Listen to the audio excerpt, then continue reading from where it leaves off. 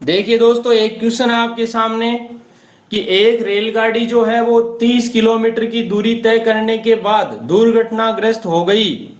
इसके परिणाम स्वरूप क्या हुआ? गाड़ी की चाल जो है वो अपनी सामान्य चाल की 4/5 हो गई तथा यह अपने गंतव्य स्थान पर 45 मिनट देरी से पहुंची। ठीक है। अब इसमें एक कंडीशन साथ में और दे दी कि यदि दुर्घटना जो हुई वो इस दुर्घटना स्थल से 18 किलोमीटर आगे हुई होती तो यह रेलगाड़ी अपने गंतव्य पर 36 मिनट देर से पहुंचती। ठीक है ना? 36 मिनट देरी से पहुंचती। तो रेलगाड़ी की सामान्य चाल कितनी थी? कीजिए, देखिए इस सवाल को, कोशिश करो। सवाल अच्छा है, मैं भी करवाना भूल गया था इसको। मान लो रेलगाड़ी यहां से यहां तक जा रही है, ये इसका गंतव्य स्थान है। जब यहां से रेलगाड़ी चली तो वह 30 किलोमीटर तक तो सही से ही चली। 30 किलोमीटर तक तो सही से चली। यहां कोई दुर्घटना हो गई जिससे क्या हुई, रेलगाड़ी दुर्घटनाग्रस्त हो गई और उसकी स्पीड हो गई वो धीमी हो गई। ठीक है ना? स्पीड देखो किस हिसाब से धीमी हुई कि 4/5 की स्पीड हो गई। कहने का मतलब यदि स्पीड पहले 5 की होती तो बाद में कितनी होगी, उसकी स्पीड 4 हो गई। ठीक है ना? मान लो यहां से यहां तक चलने में उसकी स्पीड थी मान लो 5x किलोमीटर प्रति घंटा। ठीक है ना? लेकिन जब ये यहां से यहां तक जाए तो इसकी स्पीड है ना वो कितनी हो गई, 4x किलोमीटर प्रति घंटा ही हो गई। पहली बात तो ये। और दूसरी बात ये कि मान लो इसको टाइम की छोड़ो, यहां पर जैसे ये दूरी जो 30 किलोमीटर के बाद एक्सीडेंट हुआ तो ये ट्रेन यहां से यहां पहुंचने में जो है वो 45 कितने मिनट लेट हो रही है भाई? 45 मिनट ही क्या विकास मान? हाँ सर, 45 मिनट ही है। तो ये 45 मिनट लेट हो रही है। और वहीं पे यदि मैं बात करूं, ये ट्रेन थोड़ी सी आगे दुर्घटनाग्रस्त होती, मान लो इतनी दूरी और चल लेती है, 18 किलोमीटर की दूरी यदि और चल लेती तो क्या होता? ये 45 मिनट लेट नहीं बल्कि यहां से यहां पहुंचने में ये तो 45 मिनट लेट है और यहां से यहां पहुंचने में कितने 30 मिनट है क्या? 30 मिनट लेट होती। इतनी बात आप लोगों के समझ में आ गई है क्या भाई? अब मेरी बात समझना है यहां पर कि 18 किलोमीटर का गैप की वजह से क्या हो रहा है, कुछ फर्क पड़ रहा है यहां पर। वो क्या पड़ रहा है देखो कि 18 किलोमीटर दूरी जैसे मान लो कि 30 किलोमीटर चलती तो उसके बाद जो दूरी है यहां से यहां तक की दूरी उसको 45 मिनट देरी से पहुंच भाई 45 मिनट लेट होती। और यदि वह 18 किलोमीटर बाद होती तो कितना 30 मिनट देरी से पहुंचती। तो आप देख सकते हो कि यहां से यहां तक का गैप है वो कितना मिनट है? 36 मिनट देरी से पहुंचेगी। 36 मिनट, 30 36 नहीं। मिनट ओके ठीक। 36 मिनट देरी है तो 36 मिनट कर दो, कोई दिक्कत नहीं। ठीक है ना? अब देखो यहां दूरी 18 किलोमीटर का जो गैप है वो कितने मिनट खा रहा है यहां पर, तो आप सोच सकते हो कि यहां पर 45 मिनट की बजाय 36 मिनट पे आ गई तो कितना मिनट, 9 मिनट। यानी कि 18 किलोमीटर की दूरी है ना वो बात को कि 9 मिनट में जो है वो 18 किलोमीटर की दूरी कवर हो रही है। ठीक है? तो 1 मिनट में कितनी होगी, 1 मिनट में होगी 9 से काट दो, 9 दूना 18, 2 किलोमीटर। अब जो 45 मिनट लेट हुई है तो वो भाई यहां से यहां तक का गैप कवर कर देगी, मतलब 45 मिनट में वह कितनी दूरी तय कर देगी। ठीक है ना? तो 45 जब 9 मिनट हो जाए, 9 मिनट लेट हो तो 18 किलोमीटर तय करती है, तो 1 मिनट लेट होने पर 2 किलोमीटर। तो यहाँ पर 45 मिनट लेट होने पर कितनी तय कर देगी, 45 मिनट लेट होने पर 45 गुना 2 कर दो, यहाँ पर कितना आ जाएगा, 90 किलोमीटर आ जाएगी। 90 किलो, मतलब यहां से यहां तक की जो दूरी है मेरे दोस्त, वो कितनी है? 90 किलोमीटर है, ठीक है ना। यदि आपको टोटल डिस्टेंस पूछे या दूरी पूछे कि भाई कितनी दूरी तय की, तो वो दूरी निकालने के लिए आप क्या करोगे यहाँ पर कि 30 किलोमीटर तो ये चल दी और 90 किलोमीटर आगे चल दी, तो 30 में फिर ये आप 90 जोड़ दो, कितना आ जाएगा? 120 किलोमीटर की दूरी आ जाएगी। ये आ गई 120 किलोमीटर की दूरी, ठीक है। अब देखो इसमें हमें दूरी नहीं बल्कि पूछा है सामान्य चाल कितनी थी। यदि हम पहले वाली चाल को 5x मानते हैं और दूसरे वाली चाल को क्या मानते हैं? 4x, तो आपने देखा कि यहां पर जो 5x की स्पीड से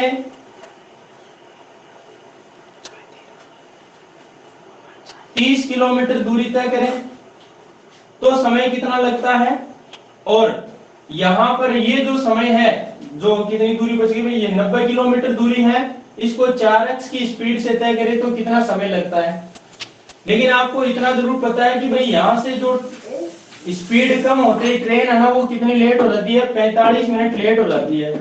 इसका मतलब ये हुआ, देखो यदि 120 किलोमीटर की दूरी इस स्पीड से तय करती ट्रेन, तब तो उसको टाइम जो भी लगता वो लगता, ठीक है।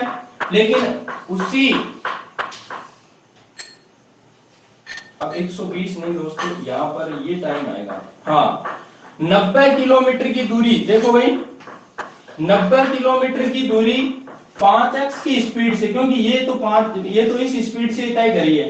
यदि 90 किलोमीटर की दूरी 5x की स्पीड से तय करती तो उसको वो टाइम लगता जो लगना चाहिए था। हमें पता नहीं कितना टाइम लगेगा, लेकिन 90 किलोमीटर की दूरी जैसे 4x की स्पीड से तय करी तो इसको जो 45 मिनट का टाइम है वो क्या लगा? ज्यादा लगा। ये बात शायद आपके समझ में आ गई होगी। तो एक बार सोचो, 90 किलोमीटर की दूरी आप एक तो 5x की स्पीड से तय करवाओ और वहीं पे 90 किलोमीटर की दूरी आप तय करवाओ 4x की स्पीड से, तो ये टाइम तो है मतलब रियल टाइम यदि ट्रेन सही होती, और ये है दुर्घटना होने के बाद जो टाइम आएगा वो है। अब इन दोनों का जो अंतर है वो कितना आएगा? इन दोनों का अंतर 45 मिनट का अंतर आएगा। तो यहाँ बड़ी में से छोटी को घटाना, 90/4x बड़ा मान होगा और 90/5x छोटा मान होगा, ठीक है ना। इसमें से घटाना आपको क्या, ये इसको तो 45 मिनट का अंतराल आएगा, लेकिन ये किलोमीटर में आ रही है, 4 किलोमीटर प्रति घंटा में, तो इसको भी घंटे में बदलो, 45/60 हो जाएगा। तो यहाँ पर देखिए ये तो 4 से 2 से 2 बार घट गया, 2 से 45 बार, 2 से 45 घटा 22.5 बार, 22.5 और 5 से 90 घट गया 18 बार, ठीक है। तो नीचे तो आपका लघुत्तम x आ गया है और 22.5 में से 18 गया, कितना बचा भाई? 22 में से 18 गया 4, 4.5 आ गया। 4.5 बट्टे में x है बराबर कितना आ गया? 45/60। जैसे इसका पॉइंट हटाओगे तो नीचे 10 लग जाएगा, 45 से 45 कट जाएगा, बेटा आगे 0 से 0 कट गया। तो देखो ऊपर तो मान 1 है और नीचे x है और ये 6, तो 1 को 6 से गुणा किया 6 और x को 1 से गुणा किया x का मान दोस्तों 6 आ गया है। अब आपको पूछा गया है, आपको ये पूछा है कि बेटा आवाज मत कर, यहाँ पर आपको पूछा कि रियल स्पीड बताओ या वास्तविक जो चाल है वो बताओ।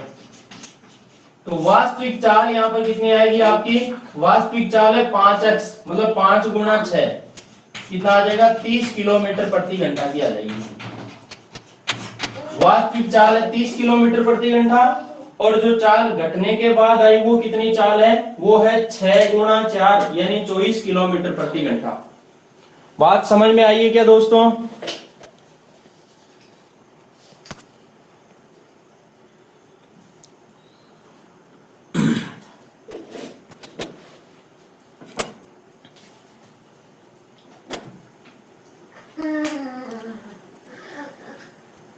और दूसरा आप ऐसे भी देख सकते थे कि देखो स्पीड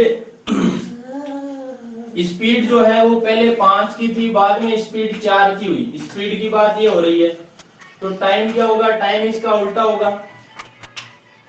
टाइम होगा क्या, 4 से 5। तो ये गैप कितना आया, 1 का गैप आया। अब 1 का गैप आया, एक की वैल्यू है 45/60। एक की वैल्यू क्या है, 45/60। तो पहले वाला टाइम क्या रहेगा, पहले वाला टाइम रहेगा आपका 4। तो 4 की वैल्यू क्या आ जाएगी, 4 की वैल्यू आ जाएगी 4 गुणा 45/60। कहने का मतलब 4 से कट गया 15 बार, और 15 से कटाइए 3 बार। तो ये 3 घंटे का टाइम पहले लग रहा था, ठीक है ना। 3 घंटे का टाइम पहले लग रहा था, और बाद में टाइम कितना लग रहा था, बाद में 5 लग रहा था। मतलब 5 गुणा 45/60 करो यहाँ, तो 5 से 60 घटा 12 बार, और 12 से भी दे देखो 3 चौके 12, 3 से 15 थी 45, यानी 15/4 घंटे का टाइम लग रहा है बाद में। तो कितना अंतराल आ रहा है यहाँ पर, आप जब इसको सरल करोगे ना तो यहाँ पर 45 मिनट का अंतराल ही आएगा, ठीक है ना। लेकिन हमें ये नहीं देखना, हमें तो ये देखना है कि उसने पहले जो टाइम लिया यहाँ पर वो कितना टाइम लिया। तो दोस्तों यहाँ पर टाइम लगा आपका 3 घंटे, ठीक है ना।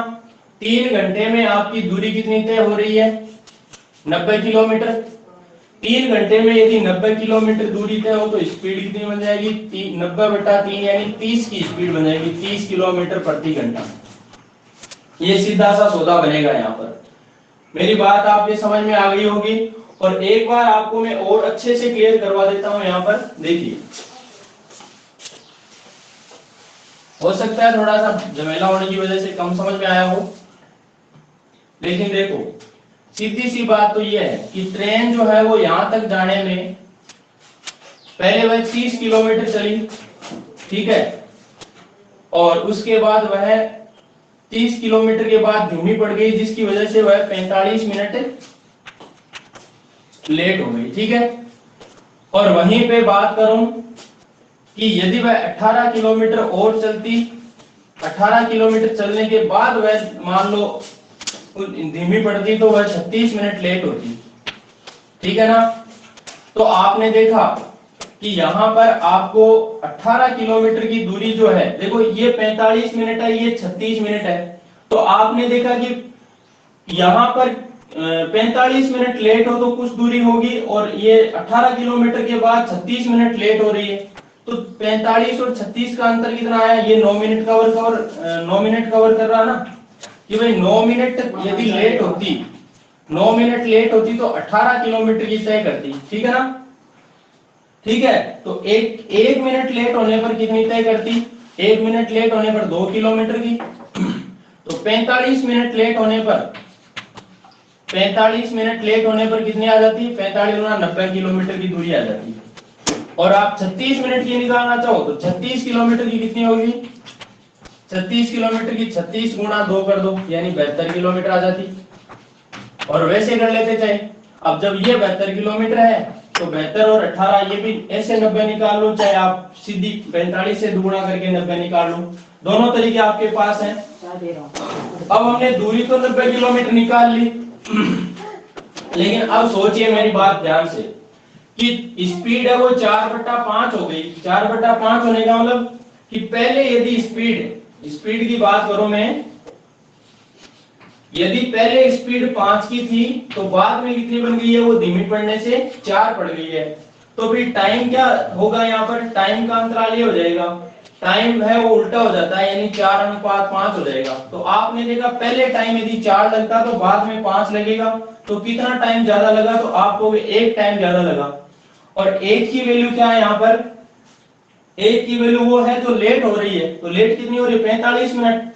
तो एक की वैल्यू यहाँ पर 45 मिनट है, मिनट को मैंने घंटे में बदल दिया भाई, ठीक है ना। तो एक की वैल्यू 45 है, देखो 15 थी, 45 और 15 14 60, एक की वैल्यू है 3/4 घंटे, ठीक है।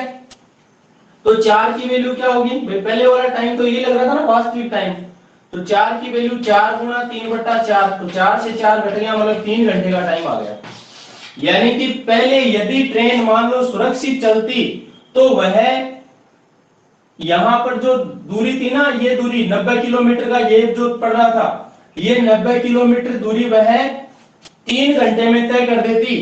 लेकिन वह ट्रेन स्पीड ये होने की वजह से क्या हुआ, स्पीड कम होने की वजह से जो है वो टाइम ज्यादा लेगी।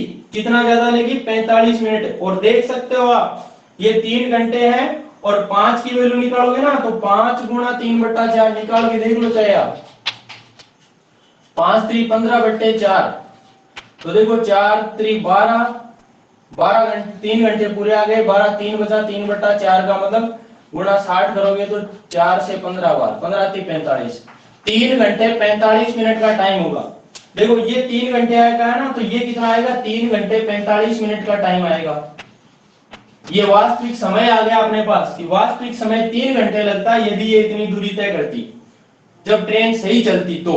लेकिन ट्रेन जो है वो दुर्घटनाग्रस्त हो गई, उसकी वजह से उसने 45 मिनट का टाइम ज्यादा लिया, मतलब 3 घंटे 45 मिनट का टाइम लिया। अब आपको निकालनी तो स्पीड ही है भाई, तो स्पीड की कैसे निकालोगे आप, स्पीड बराबर दूरी बटा 4। तो दूरी देखो यहां से यहां तक कितनी है, 90, और यहां से यहां तक का जो रियल टाइम था वो कितना था, 3 घंटे का। तो 3 का भाग देते कितना आ जाएगा, 30 किलोमीटर प्रति घंटा की चाल आ जाएगी। सवाल में तरीका वही लगेगा, सारी चीजें वही हैं, बस समझने का ही फेर है दोस्तों। मेरी बात समझ में आ गई है क्या सभी के? जल्दी जवाब दो भाई।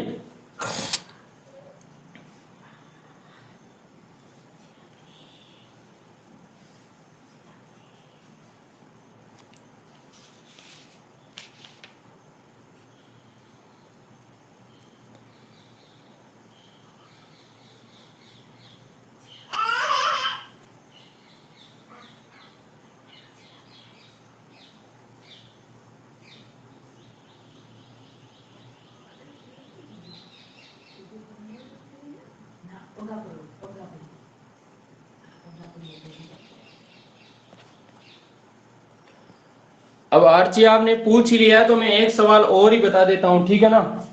एक सवाल दोस्तों इस तरीके से बनता है, एक मिनट सर, मेरी बात सुन लो एक मिनट। है? सर इसमें एक मुझे ना औसत चाल वाला और बता देना, रेलगाड़ी की औसत चाल निकालते हैं ना वो वाला। औसत चाल तो बता 5वें देना नंबर। आपको। सर ये 5वें नंबर वाले क्वेश्चन की नहीं निकल पा रही मुझसे। एक मिनट,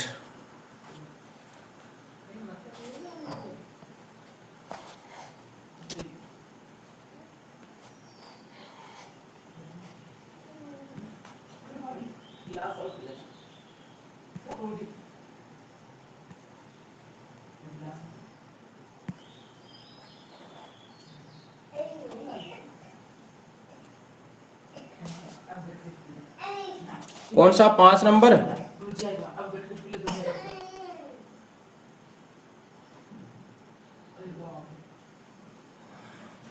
5 नंबर ही क्या? हाँ सर।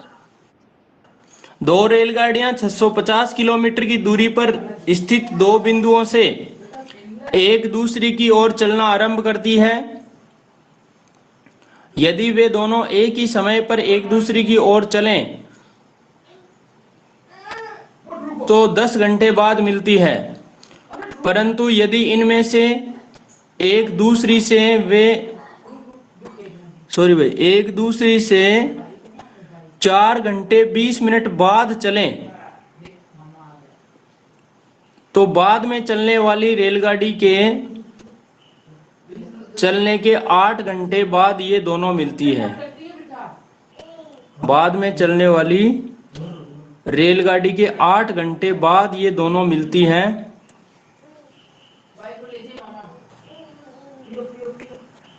तो बताना है प्रत्येक रेलगाड़ी की औसत चाल क्या होगी। देखिए दोस्तों, यहां पर दो रेलगाड़ियां हैं और वो दोनों एक दूसरे की तरफ चलती है। ये सवाल उस सवाल पे डिपेंड है जो मैंने करवाया था कि एक 9 बजे चलती है, एक 9:30 बजे चलती है, ठीक है ना। इन दोनों स्टेशनों के बीच की दूरी है 650 किलोमीटर, ठीक है। अब एक ट्रेन यहां से चलती है और दूसरी ट्रेन यहां से चलती है, दोनों की स्पीड हमें पता नहीं है। इसकी स्पीड में s1 मान लेता हूं, इसकी स्पीड में s2 मान लेता हूं, ठीक है, या फिर pq मान लो। इसकी स्पीड मैंने p मान ली है, इसकी स्पीड मैंने q मान ली है, ठीक है। अब दोस्तों देखिए, जब ये दोनों ट्रेन एक दूसरे की ओर चले और 650 किलोमीटर की दूरी तय करें तो 10 घंटे का टाइम लगता है। 10 घंटे का टाइम लगता है तो देखिए यहां पर जो स्पीड आएगी वो क्या आएगी, अपन देखें कि 650 किलोमीटर की दूरी है, उसमें दोनों की स्पीड का भाग दें p प्लस क्यू का, तो 10 घंटे का टाइम लग जाएगा। या फिर मैं इसका उल्टा कहूं कि 10 का भाग इसमें दे दो, p प्लस क्यू का मान आ जाएगा, यही तो होगा ना भाई। इस 10 को यदि मैं इसके भट्टा में लगा दूं तो यहाँ p प्लस क्यू का मान आ जाएगा, ठीक है। तो यहां से देखो 0 से 0 कट गया और p प्लस क्यू का मान, एक समीकरण बन गई आपकी कि p प्लस क्यू का मान जो है वो कितना आ गया, 65 किलोमीटर प्रति घंटा। दोनों की स्पीड का जोड़ है ना वो कितना आ गया, 65 किलोमीटर प्रति घंटा आ गया। वहीं पे देखो दूसरी बात कि एक ट्रेन दूसरी ट्रेन से 4 घंटे बाद 4 घंटे 20 मिनट बाद चले। मान लो ये ट्रेन है, मान लो 9 बजे चल रही है, ठीक है, इसको मान लेते हैं ये ट्रेन 9 बजे चल रही है और ये ट्रेन जो है वो कितने बजे चल रही है, 9 के बाद 4 घंटे 20 मिनट या 9 4 13, 1 बज के और 20 मिनट पे चल रही है। ये 9 AM पर चल रही है तो ये 1 बजकर 20 मिनट PM पर चल रही है, ठीक है ना। तो होता क्या है, बाद में चलने वाली ट्रेन, दोनों ट्रेनें कब मिलती है कि बाद में चलने वाली जो ट्रेन है ना उससे 8 घंटे बाद मिलती है। तो देखो एक बार दोस्तों कि यहां पर इस ट्रेन को हम क्या करते हैं, इस वाली ट्रेन को पहुंचाते हैं कहां तक, 1 बज के 20 मिनट तक पहुंचा देते हैं आप। देखो 1 बज के 20 मिनट, ठीक है, यहां पहुंचेगी तो मतलब कितना टाइम लेगी ये, 4 घंटे 20 मिनट का।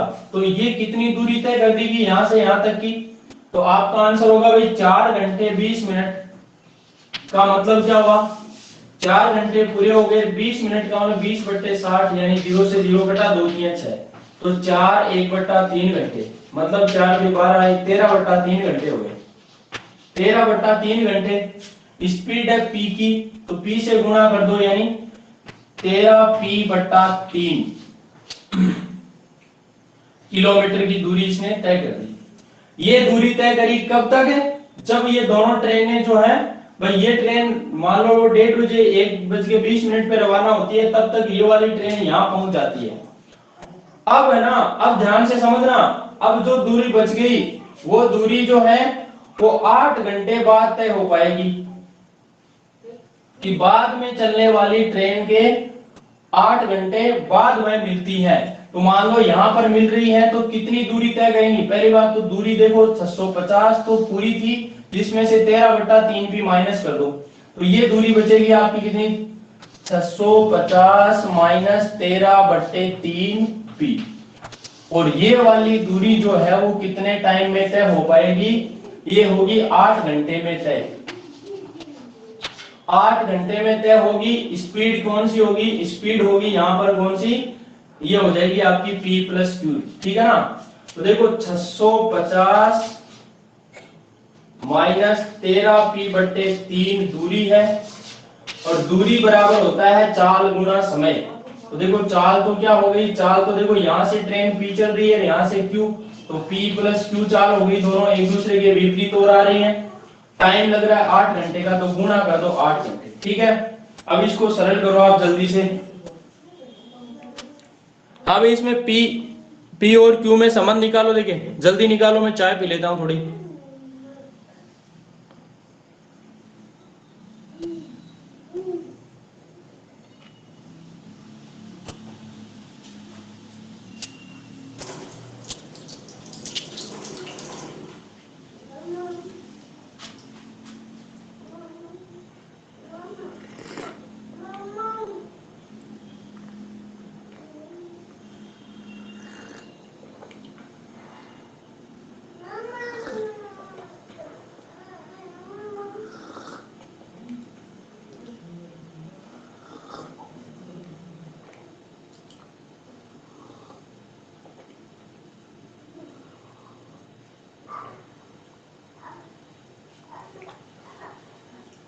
नहीं आया क्या?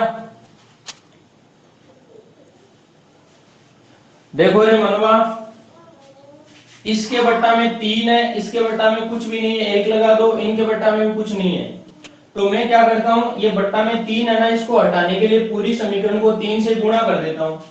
देखो इसको भी 3 से गुणा कर दिया और इसको भी 3 से गुणा कर दिया। इससे क्या फायदा हुआ, 65 को 3 से गुणा किया तो देखो 3 पंजो 15 और 36 18 और 19 1950 आ गया। माइनस 3 से ये 3 कट जाएगा तो 13 पी आ जाएगा, बराबर ये 8 3 24 आ गया। और जब आप 24 को पी से गुणा करोगे तो 24 पी प्लस 24 को क्यू से गुणा करोगे 24 क्यू आ जाएगा।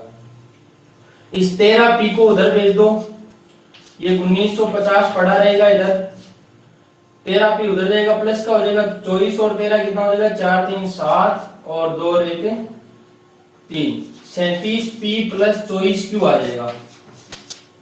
37 पी प्लस 24 क्यू आ जाएगा। एक समीकरण आपकी ये बन गई है और दूसरी समीकरण ये बन गई है, ठीक है ना। अब इन दोनों समीकरणों को जब आप सरल करोगे तो किसका मान आएगा, P और Q का मान है आ जाएगा। देखो कैसे आएगा, चाहे तो आप इसमें Q का मान सेम बना लो, मैं इसको 24 से गुणा कर देता हूं भाई। 24 से गुणा करते ही क्या होगा, इसको मिटा रहा हूं यहां से, 24 से गुणा करूंगा तो 24 P प्लस 24 Q बराबर 24 को 65 से भी करो, 24 बन जो 120 और 24 का 144 और 10 54 2 56 156 ये आ गया। और दूसरी समीकरण ये है, इसको यहां लिख दो 37P प्लस 24Q बराबर में 1950, ठीक है। सरल करोगे माइनस कर दो समीकरण को, ये कट जाएगा।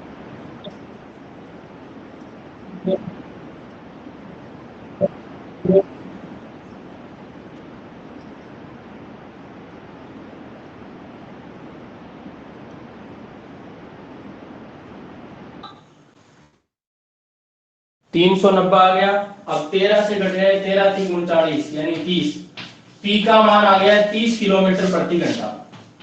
पहले वाली ट्रेन की स्पीड आ गई है 30 किलोमीटर प्रति घंटा और दूसरे वाले की पूछे तो देखो, जब पहले की 30 है मेरे दोस्त, तो इसमें कितना जोड़ू ताकि 65 आ जाए, तो 30 और 30 60 यानी ये 35 हो गई। पहली ट्रेन की स्पीड औसत स्पीड होगी 30 किलोमीटर प्रति घंटा और दूसरी की होगी 35 किलोमीटर प्रति घंटा। प्रत्येक रेलगाड़ी की चाल यहां पर आ चुकी है। बात समझ में आई कि नहीं आई?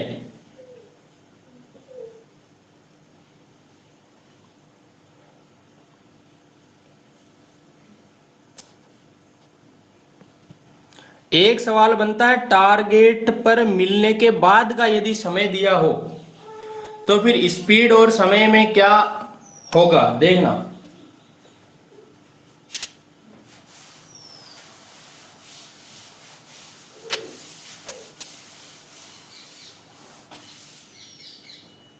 दोस्तों यहां पर एक ये चीज बनती है कि मान लो एक पॉइंट ए है और दूसरा पॉइंट बी है। अब यहां से चाहे दो आदमी चल रहे हो चाहे दो ट्रेन चल रही है, कोई भी चले, ठीक है। और ये दोनों अपनी अपनी स्पीड से जा रहे हैं। इसकी स्पीड मान लो h1 है, दूसरे की स्पीड h2 है, ठीक है। और पहला आदमी मान लो यहां से चला और ये यहां मिल गए, दोनों इस पॉइंट पे मिल गए।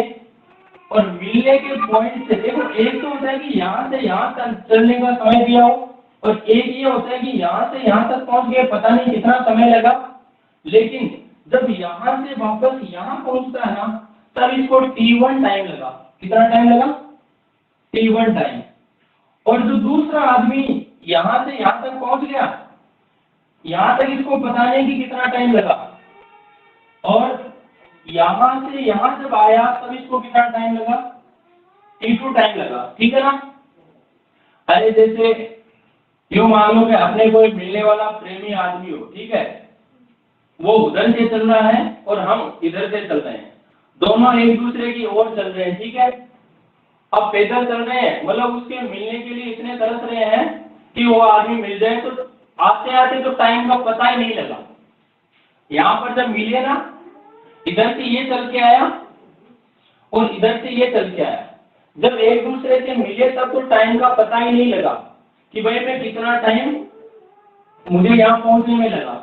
लेकिन भाई वो मिल गया, इसके बाद ये तो उधर चल गया, ये इधर चल गया। तब क्या हुआ कि भाई अकेला पड़ गया आदमी। पहले तो मिलने की वो थी लालच आ गई, मिलना है मिलना है मिलना, तो टाइम का पता ही नहीं चला। लेकिन जब यहाँ से ये आदमी जब यहाँ से यहाँ तक पहुंच गया था और यहाँ से जब यहाँ पहुंचता है, अंतिम गंतव्य तक पहुंचता है, तो इसको क्या होता है भाई, अरे यार वो मतलब बड़ी देर तक जाता है। तो ये वाला क्वेश्चन है यहाँ पर, ये T1 टाइम लगता है और ये T2 टाइम लगता है। तो यहाँ पर मेरा कहना ये है कि पहले आदमी की स्पीड और दूसरे आदमी की स्पीड का अनुपात जो है वो इन टाइम के साथ क्या होगा, तो हमेशा ध्यान रखना स्पीड का अनुपात होगा, जो ये वाला टाइम है ना, इसको टाइम, दूसरे आदमी को जो टाइम लगा T2 टाइम लगा और पहले आदमी को टाइम लगा T1, T2 बटा T1 आएगा और उसका क्या होगा, रूट होगा। ये ध्यान रखना हमेशा। और ऐसा क्वेश्चन बनता है